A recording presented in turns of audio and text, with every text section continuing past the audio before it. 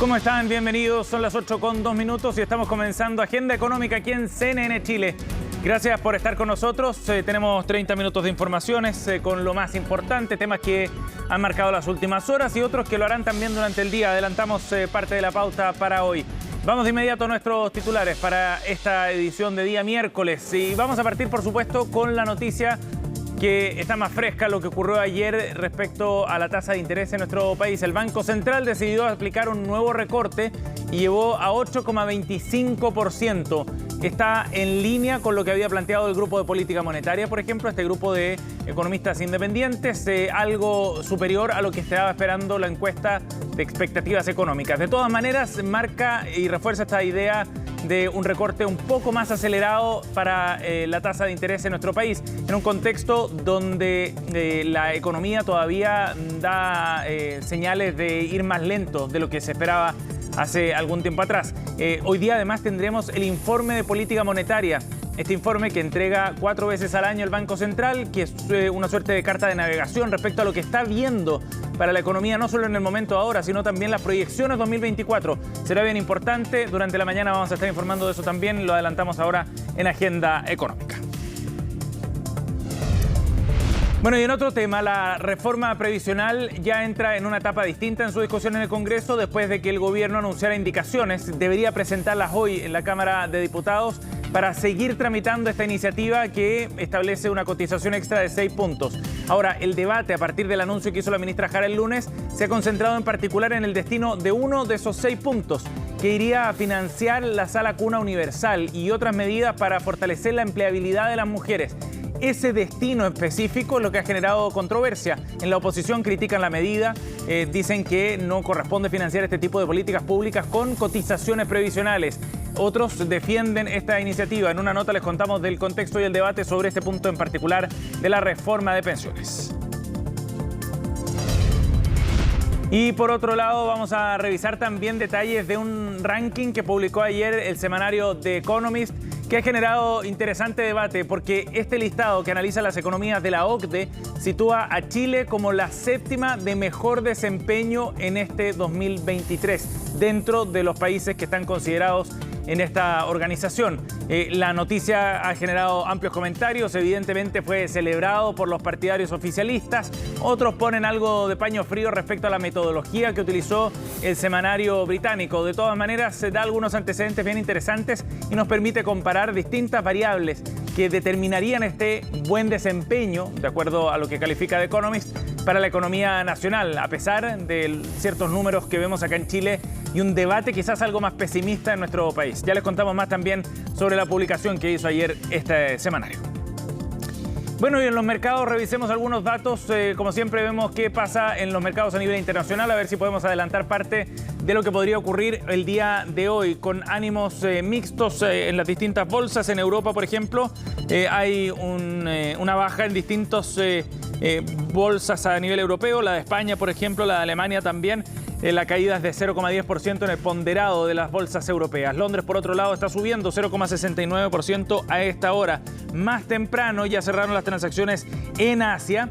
En el Nikkei un repunte de 1,37%. Hong Kong, por otra parte, cae 0,6%. Ayer Wall Street había cerrado de nuevo en verde. El Dow Jones subió 0,68% y sigue con esa racha firme después de lo que ocurrió la semana pasada con la Reserva Federal de Estados Unidos. ¿Qué pasó en el mercado local? Veamos algunos datos también. El IPSA se mantiene por sobre los 6.000 puntos. Ya van 4 jornadas consecutivas, 6.060 puntos para el mercado selectivo local, después de una subida de 0,15% ayer, impulsada entre otros por las acciones de Macisa, de Provida y de Sokimich. Por otro lado, el dólar llegó a los 862 el día de ayer. Por último, la UF se cotiza en 36.698 pesos. Bueno, ya les contábamos, la noticia más importante de las últimas horas ha sido la resolución del Banco Central que tras su consejo, su reunión de política monetaria de este mes de diciembre, bueno, ha resuelto reducir la tasa de interés de referencia en 75 puntos base más. Vamos a ver una gráfica que nos muestra cómo ha sido esta tendencia en la que el Banco Central ha marcado un camino bien claro de recorte de la tasa. Lo que se ha ido discutiendo es la velocidad de ese recorte, pero esto nos permite ver cómo ha ido evolucionando la la tasa de interés que durante 2022 estuvo constantemente al alza, pasó de un 5,5% en enero hasta un 11,25%. Sería el nivel más alto al que llegaría la tasa de interés en nuestro país y se mantendría en esos niveles por un buen tiempo hasta mediados de este año. Y aquí ya vemos con más claridad cómo empieza a descender. En esta parte roja del gráfico vemos que desde junio comienza este sucesivo recorte de la tasa de interés. Llega ahora a la reunión de política monetaria de diciembre al 8,25% y de esa forma entonces ha sido recortada en 300 puntos base, en 3 puntos porcentuales la tasa de interés de referencia para llegar a estos niveles. Después de un ciclo muy duro de altos precios y de inflación, ahora el Banco Central empieza a observar otros factores y tiene algo más de margen para este tipo de recortes. No tan agresivos como el primer recorte que se aplicara a mediados de año, en agosto, de 100 puntos base. En esta ocasión fue de 75 puntos, pero de todas maneras en una señal, como decíamos, de la intención de seguir recortando la tasa de interés, observando una actividad económica que quizás está mucho más lenta de lo que se pensaba hace algún tiempo atrás. Vamos a ver parte de la argumentación también que entregó el Banco Central. Eso es bien relevante para ver qué es lo que está viendo el Consejo del Banco, que ha resuelto de manera unánime esta decisión de recorte de 75 puntos base. Y por supuesto pone el foco no solo en factores a nivel local, que tienen que ver con la variación de los precios, con el tipo de cambio, sino también en otros a nivel internacional. Hemos seleccionado un par de párrafos para analizar la decisión de ayer del banco. La inflación ha continuado disminuyendo, dice el banco en uno de estos párrafos, con variaciones anuales del IPC que se ubican en 4,8% para el IPC total y de 6% para el IPC subyacente. Se sigue proyectando que la inflación llegará al 3% en la segunda mitad del 2024, pero se adelanta para el primer semestre la convergencia al 3% para la inflación subyacente. Bien interesante eso. Ve más espacio entonces el Banco Central para poder bajar las tasas sin temor a que eso signifique un repunte de los precios. En el escenario internacional, en otro párrafo, la inflación ha continuado descendiendo, dice el banco, y las perspectivas de política monetaria han tendido a relajarse, particularmente en Estados Unidos. Ahí está la referencia a lo que hizo la Reserva Federal la semana pasada. Las tasas de interés de largo plazo en Estados Unidos han retrocedido de forma significativa y se ubican ahora por debajo del 4%, descenso que se ha traspasado al resto de los países. Otro dato entonces bien importante del comunicado que publicó ayer el Banco Central. Luego el Consejo considera que en línea con el escenario central del IPOM, la convergencia de la inflación a esta meta, al 3% al que aludíamos antes, requerirá nuevos recortes de la TPM. Su magnitud y temporalidad tomará en cuenta la evolución del escenario macro y sus implicancias para la trayectoria de la inflación, dice el banco, pero de todas maneras se adelantan ya nuevos recortes de la tasa de interés en las próximas reuniones para ir acercándose a esa convergencia de inflación, pero también viendo un repunte de la actividad económica que se proyecta para el próximo año. Es uno de los temas que se está discutiendo por estos momentos en el mercado, precisamente si es que el banco puede hacer algo más para que la actividad se recupere con más fuerza. En el segundo bloque de Agenda Económica hoy conversaremos con el economista jefe del Banco BCI, Sergio Lehmann, para entender mejor qué fue lo que anunció ayer el banco y qué es lo que está viendo también en el informe de política monetaria que se conocerá el día de hoy.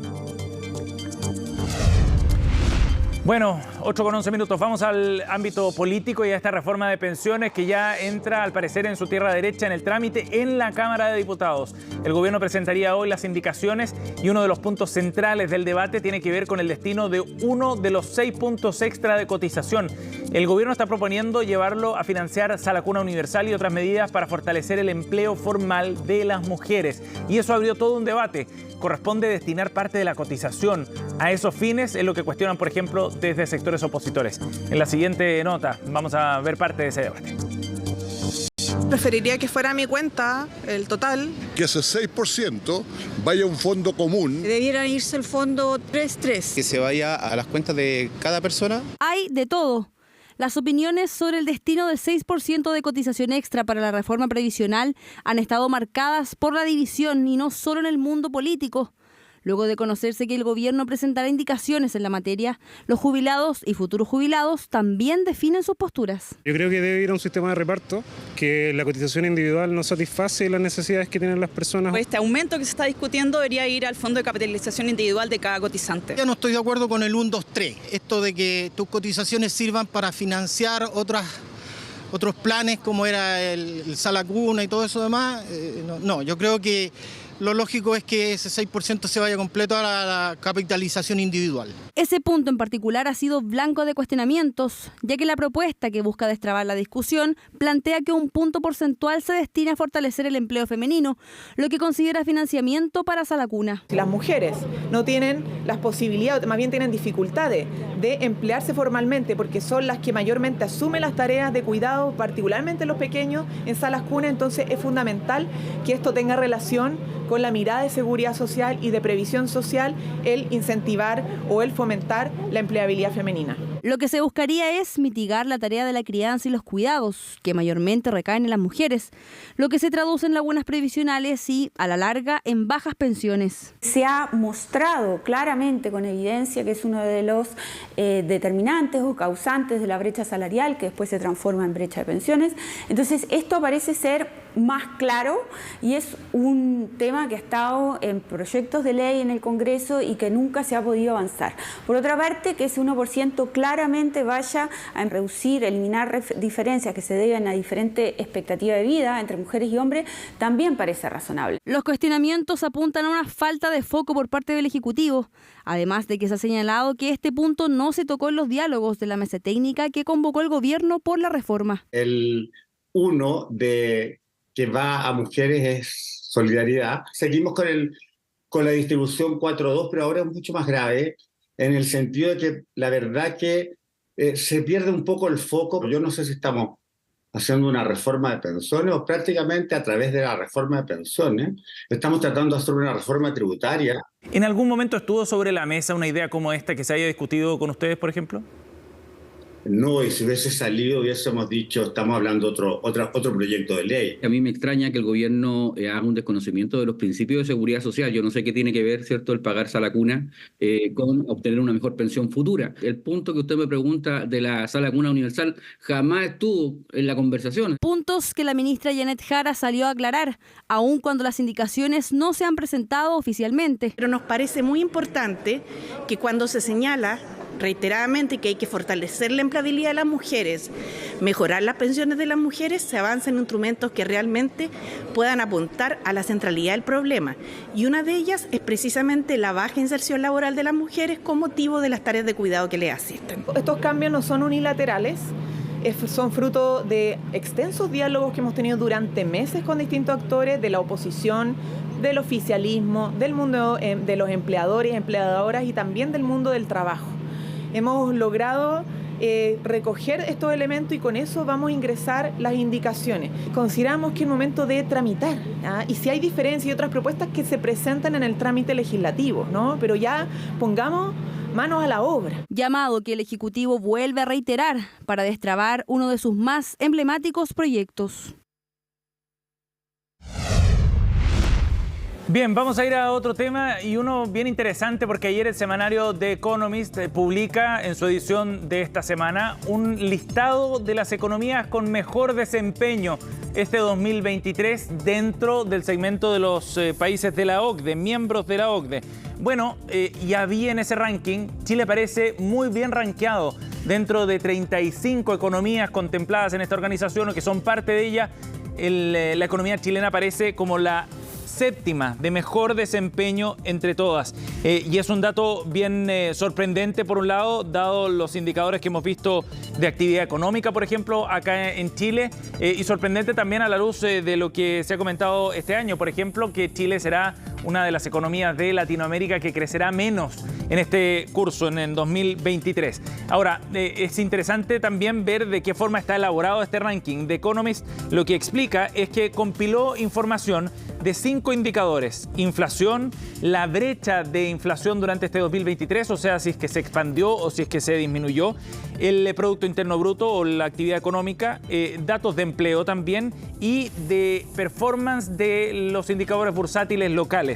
Son esos 5 datos para las 35 economías más ricas del mundo que forman parte de la OCDE, los que compila entonces el semanario The Economist y le asigna una ponderación a cada uno de esos factores. Mezclando todos esos datos es que The Economist entonces llega a esta conclusión respecto a estar en el 7º lugar de la tabla, en el top 10, en definitiva, dentro de las economías que forman parte de este segmento. Grecia aparece en el primer lugar, como decíamos, no porque sea la economía que va a crecer más en el mundo, sino porque es una de las economías que tuvo mejor rendimiento, por ejemplo, en los objetivos de reducir inflación, entendiendo que este 2023 fue uno que puso desafíos bien importantes para las economías a nivel global en esta materia.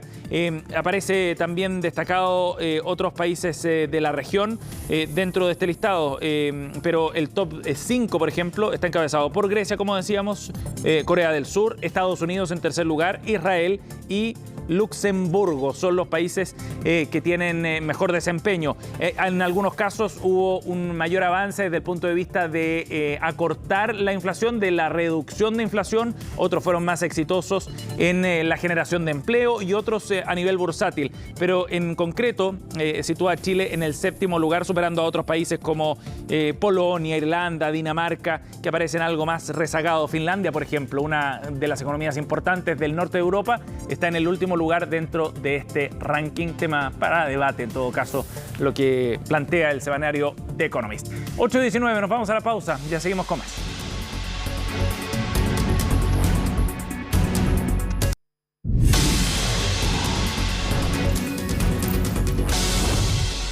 Bien, ya estamos de vuelta, 8:22, y vamos a la entrevista del día de hoy para analizar la decisión del Banco Central de reducir la tasa de interés de referencia. Estamos junto al economista jefe del Banco BCI, Sergio Lehmann, con nosotros. Bienvenido, Sergio. Muchas gracias, Sebastián. Muy buenos días. Sergio, bueno, ayer el banco finalmente decide reducir la tasa, 75 puntos base. ¿Qué factores son los que inciden en esta decisión del Banco Central? A ver, primero creo que era una decisión esperada, al menos de nuestra mirada, entendiendo, y ahí están los factores que explican, ¿no es cierto?, esta decisión, de que la inflación efectivamente ha ido reduciéndose de manera importante. Hemos visto menores presiones, si bien hubo una sorpresa en la inflación de noviembre, se reconoce que fue algo más bien puntual y la mirada hacia adelante ciertamente, ¿no es cierto?, apunta a que la inflación va a continuar reduciéndose. En esa mirada, el Banco Central es bien claro en señalar de que la inflación subyacente, ¿no es cierto?, la que mira con mayor atención el Banco Central, va a estar en torno al 3% ya durante el primer semestre de 2024, digamos. Por lo tanto, hay buenos argumentos para ir normalizando la política monetaria, para ir reduciendo las tasas, y eso también, ¿no es cierto?, lo plantea el Banco Central. Se vienen nuevas bajas de manera tal, ¿no es cierto?, de asegurar justamente que la inflación se sostenga en torno al 3%, que es la meta del Banco Central. Ajá. ¿Y eso quiere decir que está preocupado también por la actividad económica el banco y el efecto que eso puede tener, digamos, en la inflación? Por cierto, digamos, yo diría que buena parte de la recuperación que vamos a ir viendo en la economía hacia 2024 tiene que ver con las bajas de tasa, tiene que ver, ¿no es cierto?, con una recuperación del consumo que vendría, ¿no es cierto?, de costos del crédito más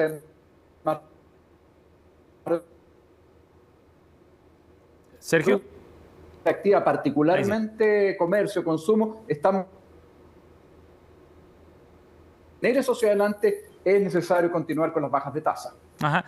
Sergio, no alcanzamos a escuchar bien la respuesta completa por algún problema de audio, pero respecto a la actividad económica en particular, ¿hay señales de que el Banco Central esté preocupado porque va muy lento, por ejemplo, a la recuperación? O sea, ¿qué nos plantea esta decisión sobre eso por parte del banco? No, yo diría que básicamente apunta a que ya hay suficientes argumentos desde el punto de vista más bien inflacionario para ir bajando la tasa, pero es cierto que la recuperación hacia 2024 está apalancada en la baja de tasa, va a venir por el lado del consumo, va a venir por una recuperación de la demanda interna, pero eso requiere las bajas de tasa. Ahora, en un rato más vamos a conocer el informe de política monetaria, y ahí vamos a tener un poco más de antecedentes, digamos, y cuál es la mirada del Banco Central en materia de actividad. Pero todo apunta a que efectivamente va a ir recuperándose de la mano con estas bajas de tasa. El Banco Central hace ver que hay en el margen alguna recuperación, pero naturalmente, insisto, digamos, para sostener eso hacia adelante es importante continuar con la normalización monetaria. De acuerdo. Sergio, ¿y tú crees que las reducciones de tasa en las próximas reuniones podrían ser más agresivas ese es un tema de debate también, ¿no? ¿Cuánto puede hacer el banco para ir estimulando más la economía y para acelerar ese proceso de reactivación? Nuestra mirada es que las dosis van a ser más o menos similares a lo que fue la reunión de ayer. Estamos apuntando a que la próxima reunión también va a tener un recorte de 75 puntos base. Eso es en enero. En febrero no hay reuniones y hacia marzo probablemente vamos a tener también una dosis similar. Básicamente, al final, ¿no es cierto?, esas decisiones van en función de cómo van evolucionando los distintos indicadores, digamos, inflación, actividad. De hecho, así lo hace ver el Banco Central en su comunicado, digamos, el ritmo de bajas que van a venir, ¿no es cierto?, hacia adelante van a depender del escenario macro, pero, ¿no es cierto?, todo apunta a que probablemente van a ser de una dosis similar, digamos, como ya comentaba, a lo que fue la decisión de ayer. De acuerdo. ¿Y ese factor, el de la tasa, es hoy día crítico para explicar la actividad económica o no es el asunto más importante, digamos, para entender lo que vendrá el próximo año? Es crítico en el sentido que efectivamente la tasa de interés tiene un impacto relevante sobre la demanda interna, tiene que ver con, ¿no es cierto?, la dinámica que uno prevé, digamos, en materia de consumo hacia adelante, pero por cierto, digamos, no es la única variable, digamos, bien sabemos que tenemos un problema importante en materia de inversión, todo lo que tiene que ver con permisología, digamos, y probablemente, ¿no es cierto?, el esfuerzo que se está haciendo con el propósito, ¿no es cierto?, de ir alivianando un poco la carga burocrática, digamos, con una propuesta que probablemente vamos a conocer próximamente en materia legal. Ese también es fundamental, digamos. De hecho, nosotros estamos proyectando y vamos a conocer cuál es la mirada del Banco Central, ¿no es cierto?, en algunos minutos más, pero nosotros estamos proyectando que la inversión el próximo año va a volver a caer, digamos, en torno a 1,5. Y eso tiene que ver con la estabilidad, ¿no es cierto?, tiene que ver con la incertidumbre, tiene que ver con las señales, ¿no es cierto?, que entregue el mundo político, tiene que ver con esto que ya decía, ¿no es cierto?, la permisología, tiene que ver también, por cierto, digamos, en algún grado con las tasas que han ido retrocediendo, digamos, y eso va a ayudar. Pero, por cierto, digamos, estos otros factores son también claves para entender y prever, digamos, cuál va a ser la dinámica de la economía durante 2024. Sí. Y además el componente de inversión es especialmente importante para efectos, ¿no es cierto?, de mirar el crecimiento a largo plazo, que también, ¿no es cierto?, una variable clave que hay que mirar con atención. Sí, claro. Sergio, y respecto a la inflación, el último dato había sido una sorpresa porque fue mucho más de lo que estaba esperando el mercado.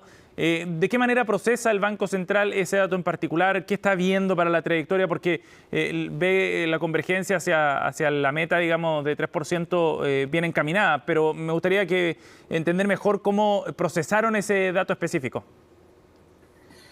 Algo al respecto hace mención el comunicado de ayer, en el sentido de que plantea que buena parte de la sorpresa de la inflación del mes de noviembre tiene que ver con los componentes volátiles, digamos, transporte aéreo y algunos que tienen fluctuaciones muy importantes mes a mes. Y por lo tanto le quita peso, digamos, a ese dato. Y eso creo que está más o menos en línea con el consenso, en el sentido de que efectivamente fue un dato puntual, tuvo que ver con algunas cuestiones técnicas, digamos, muy particulares, pero hacia adelante, ¿no es cierto?, se sigue viendo una inflación que va reduciéndose, digamos, particularmente para el mes de diciembre las proyecciones, y eso estamos también en línea, apuntan a una inflación de menos 0,1 y una inflación también relativamente baja, digamos, para los meses de enero y febrero. Y eso reconoce entonces de que la inflación efectivamente va a continuar descendiendo y la inflación en 12 meses, como ya decía, digamos, probablemente va a estar cerca de o en torno a 3% ya durante el segundo trimestre de 2024. De acuerdo. Sergio, lo último, ¿qué está viendo el Banco Central a nivel internacional también? Se hace parte del análisis, digamos, tiene que ver con lo que está ocurriendo en Estados Unidos, por ejemplo, y también hay un análisis sobre otros riesgos a nivel internacional. ¿Cómo se proyecta ese escenario? El Banco Central tiene un tono más optimista, digamos, y tiene que ver un poco con lo que uno está viendo en los mercados internacionales. Hay un mejor ánimo, estamos viendo que la inflación a nivel global está descendiendo, particularmente en Estados Unidos, y el Banco Central pone cierto énfasis en esa mirada cuando entrega su comunicado. Reconoce que las condiciones crediticias se han ido normalizando, que están muy estrechas, muy, ¿no es cierto?, presionadas por esta persistencia en la inflación y tasas muy altas. Reconoce que las tasas han venido retrocediendo, y particularmente también en Chile, digamos, lo hace ver, digamos, las tasas largas en Chile han caído más o menos 100 puntos base, un punto, digamos, más o menos durante el último mes y medio, y eso naturalmente es una muy buena noticia, digamos. El ánimo de los mercados ha venido mejorando y por lo tanto el impulso externo con miras hacia los próximos años podría ser más favorable al que estábamos previendo tal vez hace un par de meses atrás. Bien. Sergio, muchas gracias por conversar con nosotros para profundizar en el tema. Muchas gracias a ustedes, muy buenos días, nos vemos. Igualmente, chao. 8:30. Así cerramos Agenda Económica. Gracias por estar con nosotros. Pronto Partimos Noticias Express con Fresia Soltov.